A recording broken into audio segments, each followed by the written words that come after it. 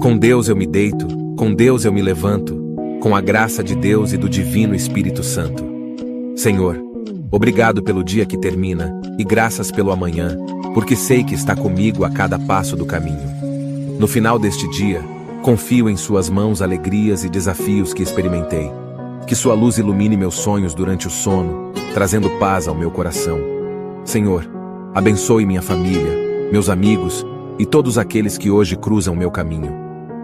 Perdoe minhas falhas e imperfeições deste dia, confiando na Sua misericórdia que se renova a cada amanhecer.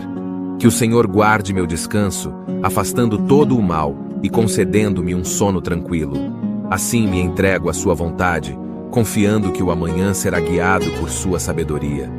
Renovo minha fé em Ti, Senhor, e Te agradeço por mais um dia de vida. Que o amor divino nos envolva e nos deixe despertar renovados para Te servir.